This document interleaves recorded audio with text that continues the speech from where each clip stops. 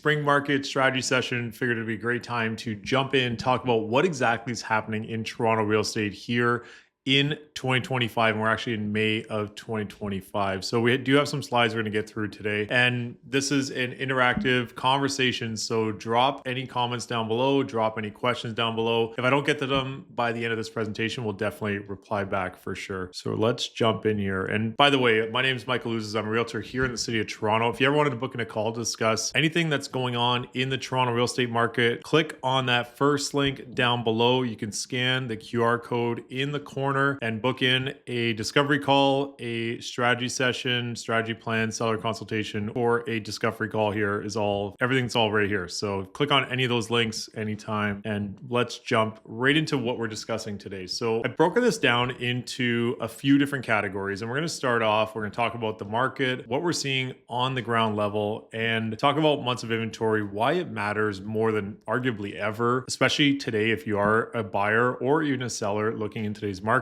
For buyers, we do have some non-negotiables we're going to talk about today, and for sellers as well, some non-negotiables. And then we'll finish off with some Q&A. We had some Instagram polls going today, so we got a good amount of questions come in, and we'll go through those. And if there are any other questions, you can definitely drop them down in the chat. And I'll leave this QR code up, so if at any given time you wanted to schedule a call for yourself to discuss some of your ideas or strategy for this market, you can scan anytime. So if we take a look here, how's the market? And this is a question I feel like as a realtor, I get asked this question more than any other question ever, is how's the market? And a lot of times it's just one of those questions that anyone's going to ask for any realtor. So one of the things that's interesting right now is if you type in Toronto real estate into Google, you'll get a million different responses. Same thing if you do the same thing on any AI platform. Essentially, we've been on a 6-month roller coaster, and it really is amazing to see what's actually happened in the last 6 months. And going back even to December, we got some new down payment rules and mortgage structures for first-time buyers as well. Obviously, those new down payment rules, if you watch this channel,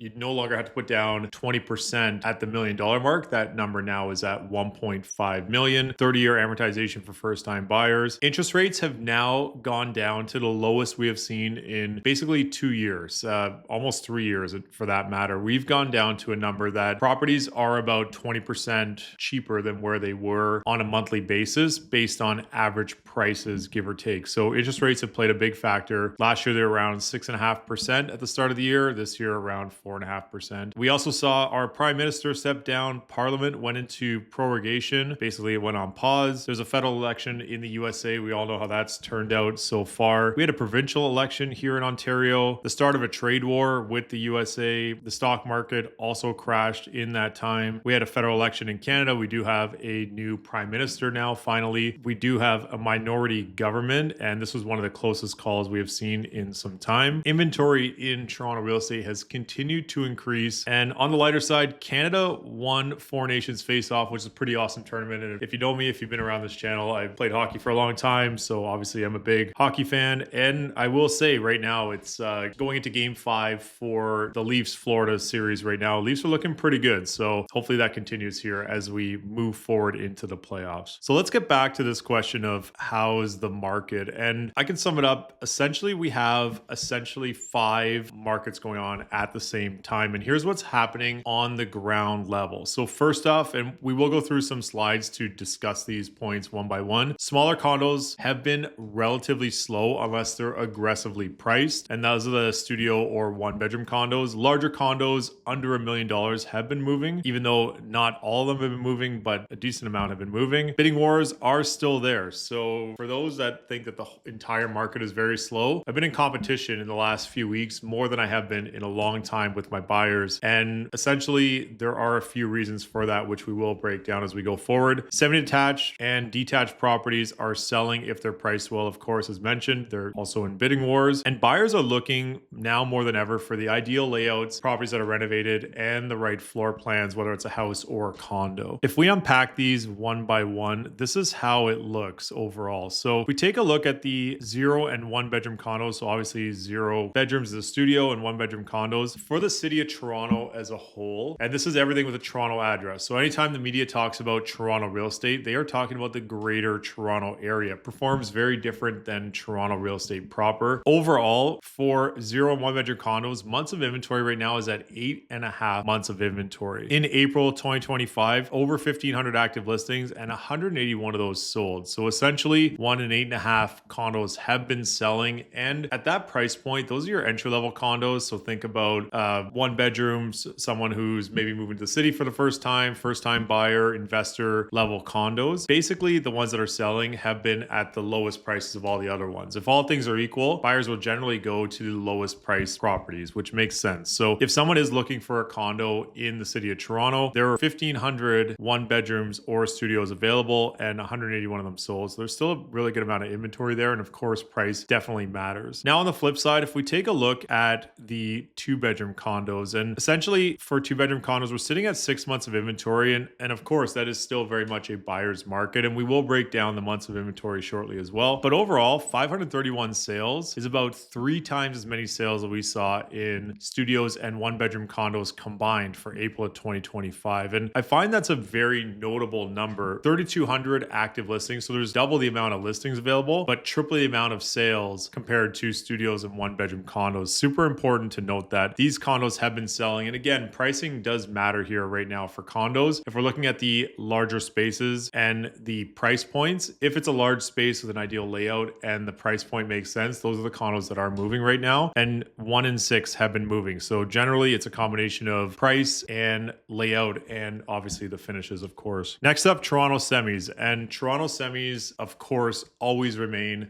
ultra competitive, even in today's market. And it's funny because a lot of people will come to me and say, how's the market? I hear it's very, very slow. And I do have buyers that would tell you maybe otherwise, because we have been in double-digit multiple offers a few times in the last couple of months as we've gone forward here. But those are for the properties that are priced aggressively and the ones that show the very best. Overall, though, for Toronto semis, it's the most popular property type. And the reason being is because price point. They're generally in around that $1 million to $2 million, depending on size, depending on parking, location, all those elements, and of course, level of renovations. Over about 60 of them have been selling above their list price, 60% of them, excuse me. And months of inventory sitting at 2 months of inventory. And as we'll see, 2 months of inventory does keep things pretty competitive for even properties, even today in today's market. Now for semis and detached sales, the average days on market of the properties that have been selling is about 10, which means that those properties have been selling pretty quickly. Now, this is an important note to keep in mind, is that they are selling for 99% of list price. The properties that are priced well are generally already baking in the discount from what we would have seen in maybe like a 2022. And that market is long gone from where we are today. So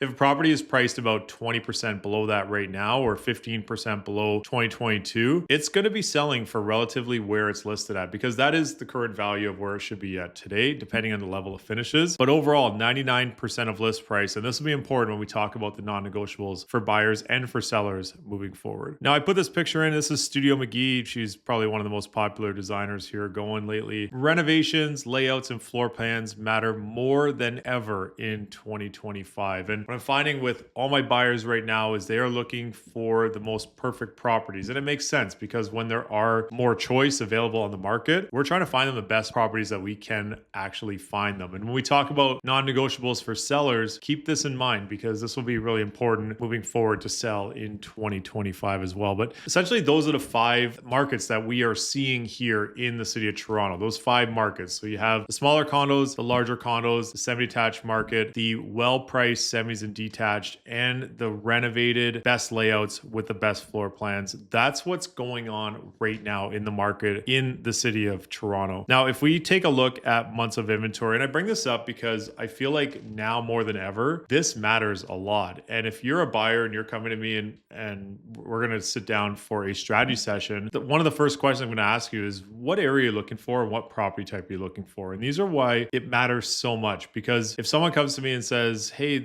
I heard the market's really slow, I'm looking for a semi-detached property in Bloor West Village or in Roncesvalles or in Leslieville or in, you name it, Midtown, then typically those properties are very active and generally selling in competition right now. now. So it's a very different market than if someone comes and says, I'm looking for a 1-bedroom condo in downtown Toronto. Totally different market, as we just discussed. So when talking about months of inventory, super important to note. Now, there is one other factor that I will mention is the renovated versus unrenovated property. And I don't really have any proper data to show those in a chart. What I can say is I have been in so many properties as of late with buyers where we walk in and almost immediately turn around because they just do not present very well. And those properties, I find, if they're not priced at a number that makes sense for somebody, if they were to come in and renovate it and then be able to resell it, those properties are sitting for a long time. So that's definitely playing a factor on the inventory right now. And the A+ inventory is selling if it's priced well, and the C- inventory is sitting, especially if it's not priced well. When we take a look at months of inventory, there's basically a few things that we're taking a look at. And active listings divided by number of sales equals months of inventory. Now, if we take a look at what these numbers look like, 2 months of inventory and below, so 0 to 2 months, is a seller's market. So if there are 2 active listings and one of them sold, we have 2 months of inventory. In a market with 2 months of inventory, so if you're looking at a micro area, so for example, one of these prime areas that are still very competitive right now, sellers will still have the upper hand. It's very difficult to negotiate because generally if there's multiple offers, they will pick most likely the best offer, less choice, and properties are still selling. And as we just mentioned, they are selling, the ones that are selling in about 10 days. So we still have to be pretty quick on those properties that are in those 2 months of inventory types of properties. And of course, generally higher pricing. So when we see those months of inventory at 2 or below, that's when we start to see those bidding wars and the prices increase as well. Now, if we take a look at 4 months of inventory, it's a pretty balanced market. So that's where between 3 and 5 months of inventory keeps us in that balanced market. That's where you have a balance between buyers and sellers, and terms can be favorable on both sides. So maybe the closing date's more important, or maybe the price is more important, or different elements that are into the offer. That's where the terms will be favorable for both sides. That being said, properties are still selling. And as we mentioned, the ones that are fully renovated, that have the best layouts, that look the best, even in a balanced market, if there's 4 properties on the market, the one that stands out the most will be the one that sells if it's priced well. And as mentioned, great properties will still sell quickly. Now, if we take a look at 6 months of inventory, and that puts us into a buyer's market, 6 months and above. So if we just talked about the 1-bedroom and studio condos being at 8.5 months of inventory, that is very much a buyer's market. Now, at 6 months of inventory, we're also in a buyer's market. That's where buyers do have the upper hand, and it is easier to negotiate because there's just more choice. That being said, with properties taking longer to sell, we are still seeing, even in today's market, the properties that look the best with the best layouts that are priced the best are still moving. So it is something that once we factor in those factors, and if they're in the best buildings and locations, of course, those properties are still moving, and that will be the 1 out of 6 that sells. So if you do want to be the 1 out of 6 that's selling, generally price will be the first metric if you're presented well and marketed well as well. Let's take a look here at these months of inventory. And I like this because Urbanation broke it down between City of Toronto and 905 region. As mentioned, when the media talks about Toronto real estate, they're talking about the greater Toronto area. And that's a big difference than just the City of Toronto. For detached properties in the 905 region, so anything outside the city, you're at 4.7 months of inventory. This data went all the way back to February, so it does need to get updated, but essentially you could see that there is a discrepancy or difference between 416 and 905, detached at 4.2, semis at 3.5, and towns 3.7. We know that semis right now in Toronto is around 2. So this is also factoring in townhouses and row houses, which could bring that up. Condos at 6, and outside the city 6.6. Now this is where it really stands out, is that pricing month or year over year actually went up in the City of Toronto for detached and semis. We saw this from February into March, but we didn't see it as much in April. And then for the detached market, down across the board,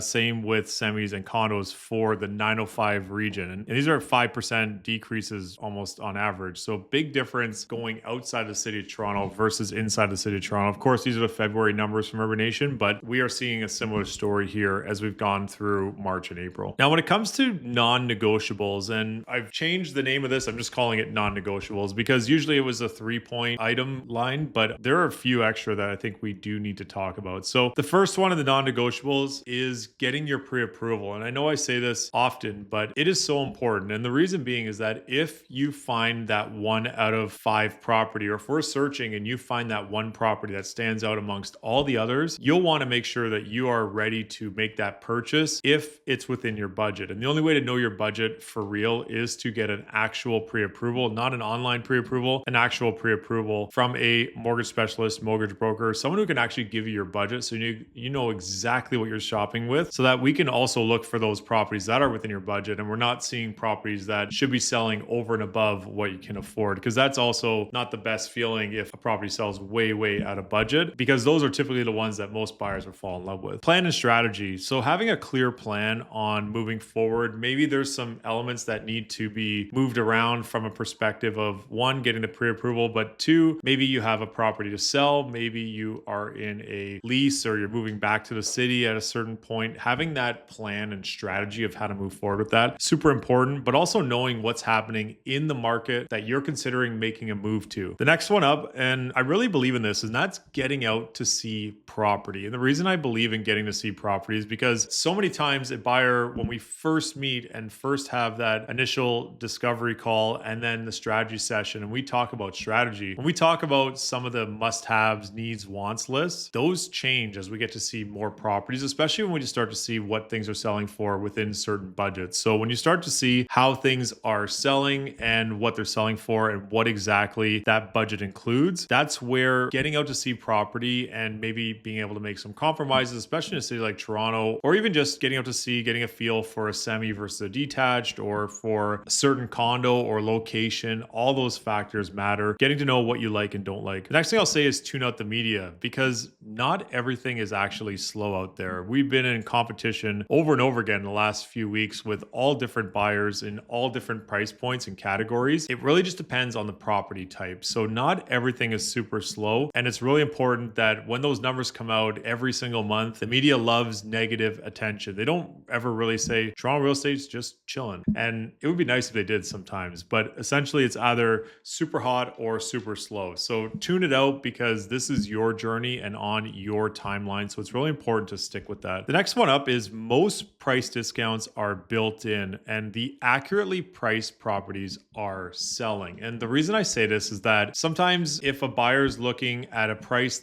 on a property that's priced really well today, but looking to offer maybe 20% below that number, it might not set you up for success in today's market. 2022 is far behind us. The peak of the market, what everyone's calling quote unquote the peak, and it was the peak of the market, April 22 in the city of Toronto. Those numbers are long gone, and sellers, is important for you to know that as well. Those numbers are long gone. So if a property is priced at a 2022 price, we know that it's overpriced, and that's not exactly where it should be on a market value. If the property is priced where it should be today, and it's a great property that looks great in a great location, it will sell, as we saw already, within 10 days for 99% of what it's listed at. The properties that are not selling or sitting for longer are generally a little bit overpriced, or maybe they don't show that great in person, but the ones that are priced great in the best areas are selling very quickly. So that's something to consider, is that if it's priced well, it would be priced at today's value.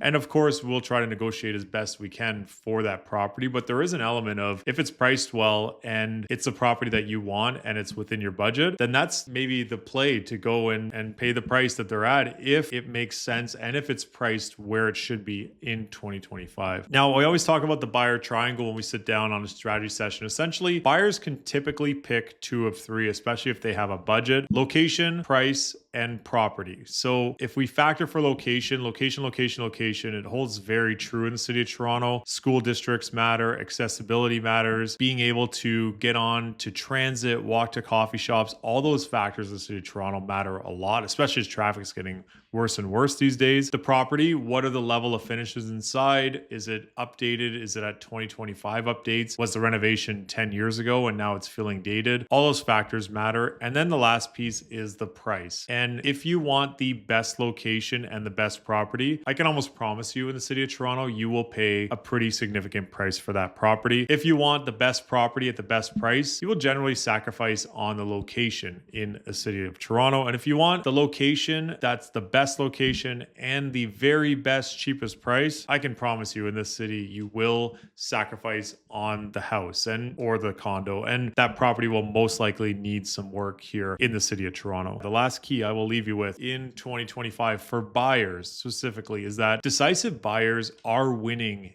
in 2025. The buyers who know what they want, have a plan, and work towards that plan to find exactly what they're looking for within their budget and being realistic on what they can get within their budget, but also being decisive. And when they are presented with many opportunities, how do we tune out the ones that don't make the most sense and really focus in on those prime properties so that when you get that one and you're decisive and able to make that decision, those are the buyers that are winning right now in 2025. And they're making these decisions and purchasing these great properties at prices that are discounted from where they were a couple years ago. Those buyers are definitely winning in 2025. Next up, we have non-negotiables for sellers in 2025. And this is one of those things where if you're looking to sell a property right now in the city of Toronto, whether it's a condo or a house, this is not the time to quote unquote test the market. Those 2022 prices we just discussed are long behind us. So if you're thinking of just going to test the market because your property is maybe better than everybody else's, it could sit for a good amount of time. Or if you're just testing it at a price that doesn't make a lot of sense to sell, it's not really something that the buyers will jump at if they don't feel that all the boxes are checked on their end. When it comes to checked boxes, presentation, how does your property look, feel, smell, whatever the case may be when buyers come in? And believe me when I say properties do not show the same in person as they do online. So if your property shows a certain way online and then a buyer steps in and it's dirty, it's messy, it's not staged perfectly, it doesn't look the same, there's a lot of repairs that need to happen. Buyers care a lot about that right now in 2025, and there are non-negotiables there when it comes to buyers, what they're looking for in this market. You need to have great staging, make your property look fantastic. If you have to do any decluttering, all those elements the staging bring to the table so that way it's ready to go and show ready. So having that show ready property is super important. All the maintenance needs to get done. So key repairs completed, walls painted, lighting. There's no negotiating here when it comes to how your property needs to show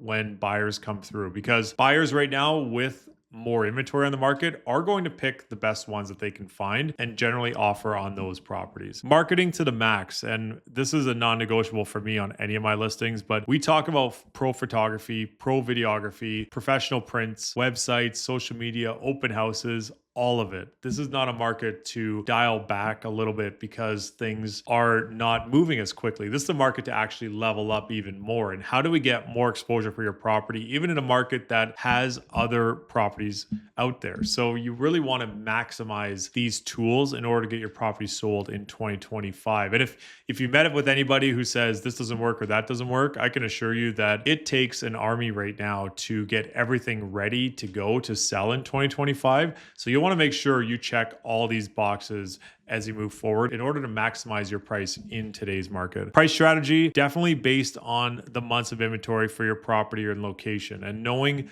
what that looks like on a micro market level, knowing what things are selling for, how long they're selling for, average price to list price, but also knowing if buyers are out there and the inventory is low versus high for your location. And price is everything in 2025. So what we're finding is even if you're maybe 10% overpriced, you may not get any showings or any offers. 5% overpriced, you may get some showings but no offers. If you're within those 1 to 2% pricing, that's when you start to get showings and offers. And those values are market values that are a moving target right now as we go through 2025. So knowing what the current sales are, what's been selling, how it's been selling, how it looks, and then pricing accordingly is going to set you up for success here, and a definitely non-negotiable in summer and spring of 2025. Let's open it up to some questions here. These ones came in a little bit earlier today. We'll start with these, and if there's anything else in the chat, we'll jump in on those. So first question, do we expect a rise in inventory around BOC interest rate announcements? So the next one is coming up shortly. I don't believe we're going to get an even bigger amount of inventory coming up after this long weekend here in May. I feel that a lot of the inventory has already come to market following Easter and the election. I do think that if sellers have been working to get their property ready in the spring, they most likely have already got to the market or are pretty close. So we might see a little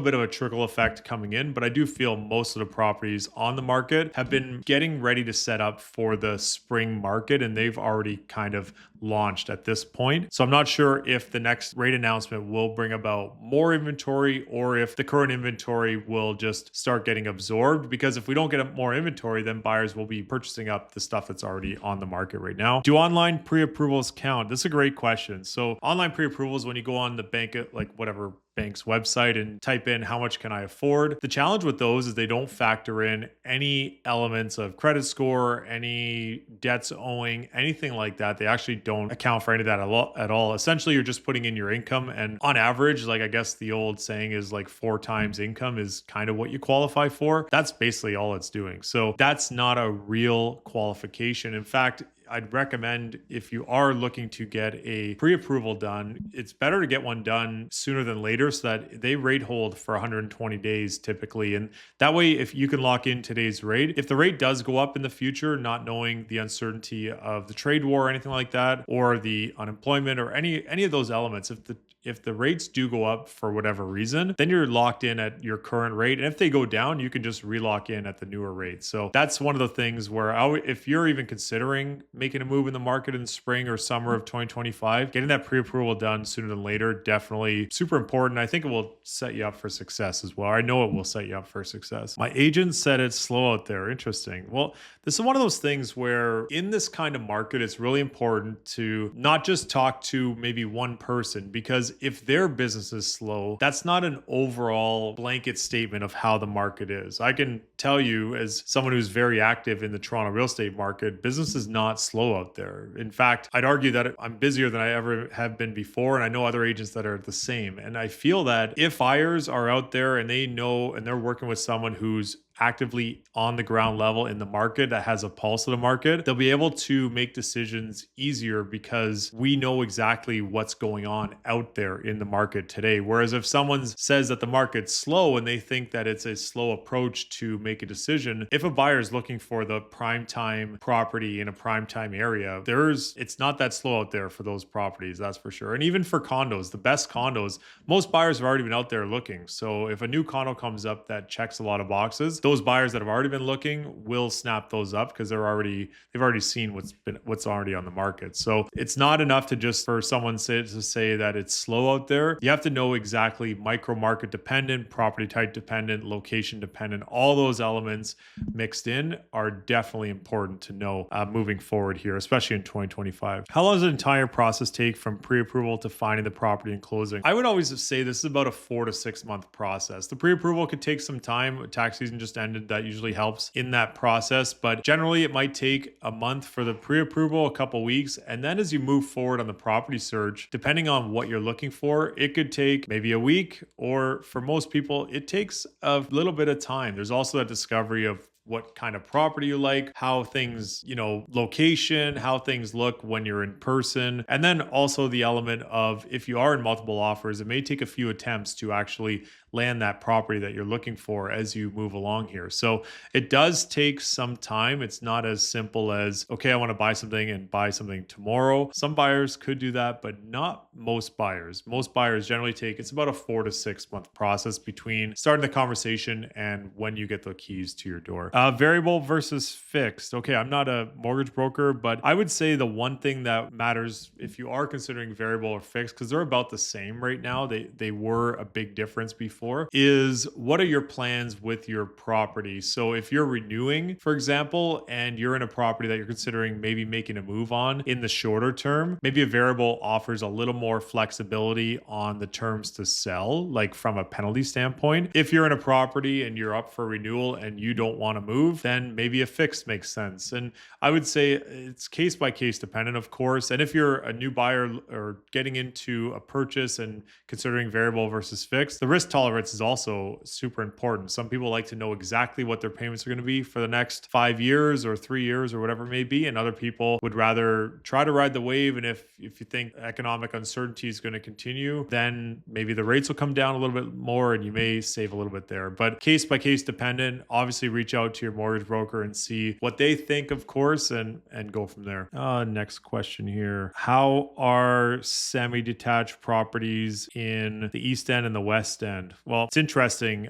They're both very active. So if you're looking, for example, Roncy, Bloor West, or Leslieville, Riverdale, those properties, those semis in those areas are very hot. They're getting multiple offers, especially the ones that are renovated and ready to go. The ones that need a lot of work, I'm finding, are not moving quite quickly, or the ones with maybe, the smaller layouts or maybe no parking. Those kind of factors are playing a bit of a role there, but it really case by case dependent. But the ones that check all the boxes, have the best layouts, are fully renovated, have parking, have a backyard, have all those elements on the great locations, still very, very active. Okay, that's all I got here. Thank you for tuning in to this spring session seminar webinar. It's about a half hour. We're going to repost this on YouTube, Instagram, Facebook, LinkedIn, and that's QR code down below. If you wanted to book in a call to discuss your plans for Toronto real estate, definitely scan the QR code, click the link down below. Happy to help. I'm Michael Ouzas. Thanks for watching.